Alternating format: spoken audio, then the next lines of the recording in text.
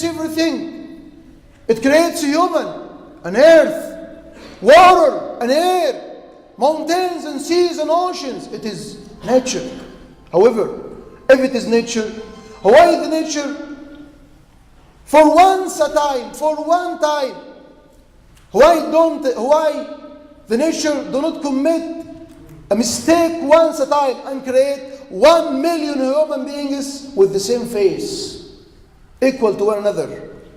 If you have a factory and produce certain good, you will give billions of goods of the same goods, which is equal. Every one of them is equal to the other in size, in amount, in the very ingredients.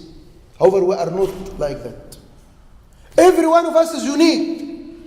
Every one of us is different. So nature is not the creator. Others said, no, it is not nature. It is the sea. Do you not see how the sea is vast, great, and at the same time dangerous? The sea can send floods and destroy everything. It is the sea. It gives us the water. It gives us the meat. And even the pure water which are used for drinking, it is originally comes from the sea. It is the sea, the creator. No. The mountains are the creators. Others even said the tiger, the water, the sun, the moon, the stars, everything. Humankind experienced everything and said everything about the Lord, to the extent that they made their lords and worshipped them.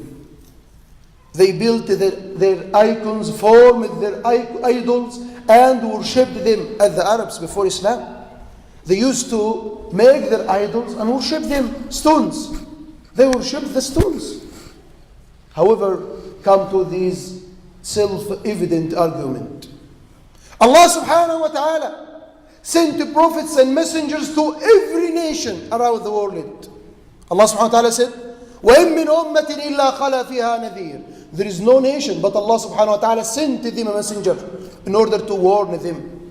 إِنَّا أَرْسَلْنَاكَ بِالْحَقِّ بَشِيرًا وَنَذِيرًا. We have sent you with the truth as a bringer of glad tidings and the giver of warning. وَإِن مِّنْ أُمَّةٍ إِلَّا خَلَا فِيهَا نَذِيرٌ.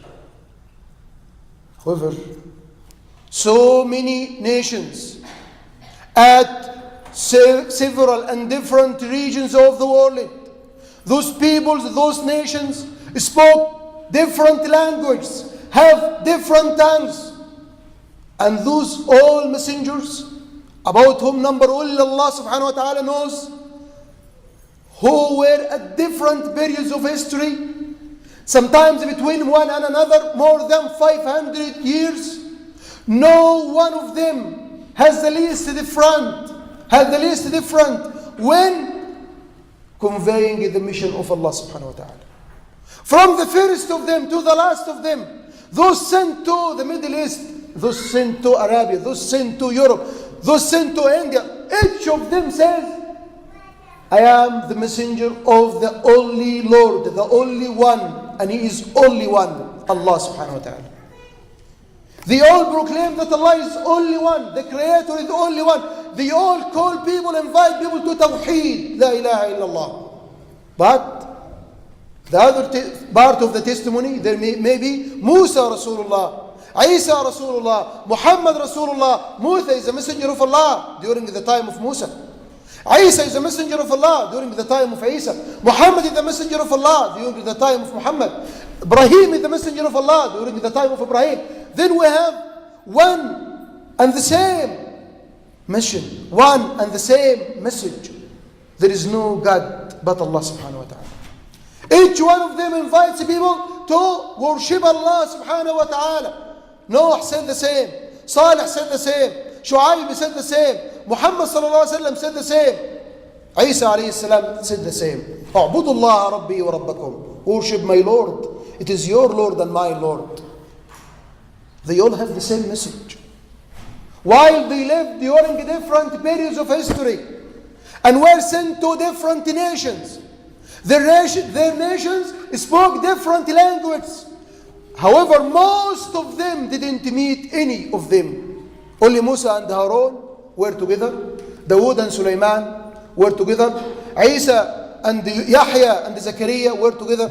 Other prophets, everyone was separated from the other in time and place. They never come into contact. They have never come into contact to one another. No one of them conveyed the other person his mission or his message and said to him, convey this message to Allah subhanahu wa ta'ala. So we have one message conveyed by thousands of prophets, hundreds of messengers to different nations, at different geographical and environment circumstances, to different peoples. Those messengers must be sent by one sender. Who is the sender? Who sent these messengers? All of them come from the same source. All of them said the same message. The one who created, the one who gave you this light, this land, this life, this environment, all these resources is one. Each one of them said the same. But during every period of history, most of the people belied the messenger sent to them and killed him. So he passed away. After centuries, another prophet sent to the same city, to the same nation, and said the same message. However, they killed him. After some centuries, Allah subhanahu wa ta'ala sent another person with the same message, and they belied and again killed him. This gives a great evidence that it is only one sender who sent all those messengers. If there are two senders, we will have different messages. But we now have only one and the same message sent by Allah subhanahu wa ta'ala to every nation, to every people. However, people distorted the messages of Allah subhanahu wa ta'ala as the people of the book did, and as some other nations did. We come now to the core of this talk. If the sender is one, then the creator is one. Then you have to believe in this only one Lord and Creator, that is Allah subhanahu wa ta'ala.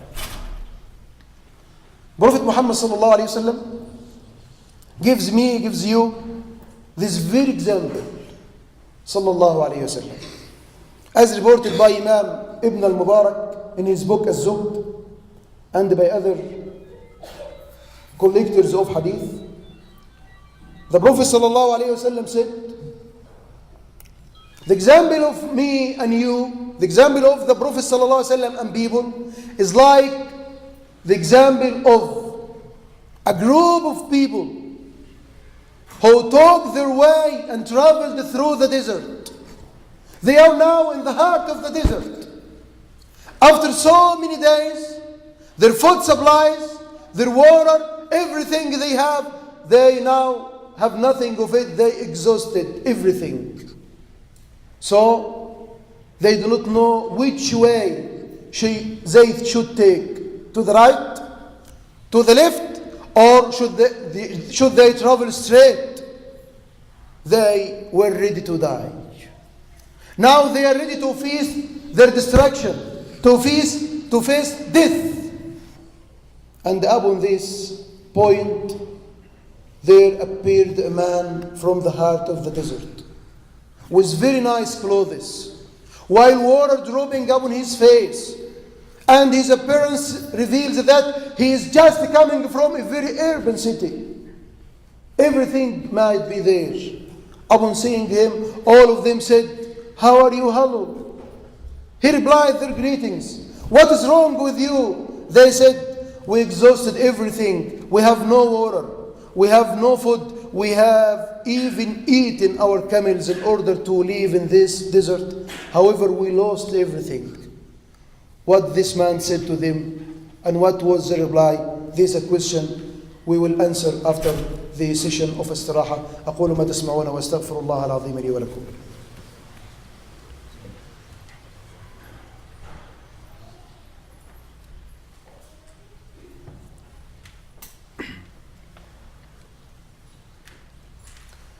الحمد لله وكفى وصلاة على عباده الذين اصطفى وأشهد أن لا إله إلا الله وأشهد أن محمدا عبده ورسوله المصطفى اللهم صل وسلم وبارك على عبدك ونبيك محمد صلى الله عليه وسلم. The men appeared from the heart of the desert while they had very bleak, very gloomy view of life. They were ready to confront death, to die. Now the men appeared so nice clothes, nice horse.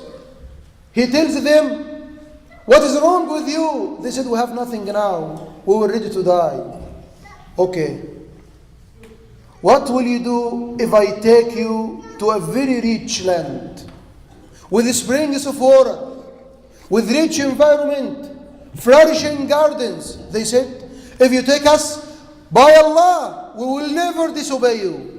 Anything you say, we will fulfill at once.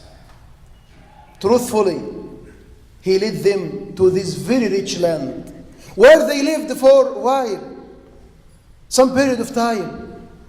And then he said to them, O people, now let us go to a better land. I will lead you more flourishing land with greater gardens, greater springs of water, more beautiful life. The most of those people said to him, no, we didn't come to this land except after we lost every hope to be alive. How you now ordered us to leave these gardens? This is Jannah. How to live this life? We do not want anything more. We just want to enjoy this life.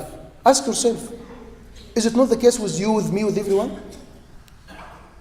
This is the Prophet ﷺ who brought us from darkness into light, from misguidance to guidance, who took our hands to Allah subhanahu wa ta'ala and enlightened us about our destiny, about the predestination, about everything, about the life to come. However, we are sticking to this life. We hold fast to the earthly desires of this life. We do not want anything else. We do not want anything more. We want these gardens, this life, this water, these pleasures. Let the life to come. We do not want it. Why should we ask now move? Why should we have preparation for the next life? Let us just enjoy our life. This is the answer given to this man. This is the answer given by everyone through his actions to the da'wah of the Prophet ﷺ. And every day, let us enjoy life. We are now living. There is no belief in Allah subhanahu wa ta'ala. There is doubt. If we have the firm belief that we are to move to the hereafter and meet these gardens, meet Allah subhanahu wa ta'ala, have these pleasures, we will be so obedient to the messengers of Allah subhanahu wa ta'ala. The man received the reply from most of his people. We will never move from these gardens, from this life. We lost every hope before we came here. So let us leave here and go your way. Go your way, Muhammad.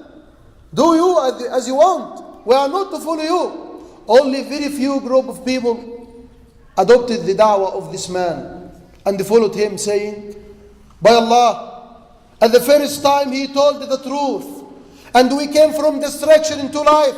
Now he will never prove a liar. He will also prove truthful in this time. We will follow him. So they followed him, and Allah subhanahu wa ta'ala bestowed everlasting happiness to them. Soon in the morning, the enemies came, destroyed their earthly life, and all those people died, some of them taken as captives. This is the death that will come. You will die. Do you know? You will die. You are traveling now. Once you will reach the destination. Once you will die.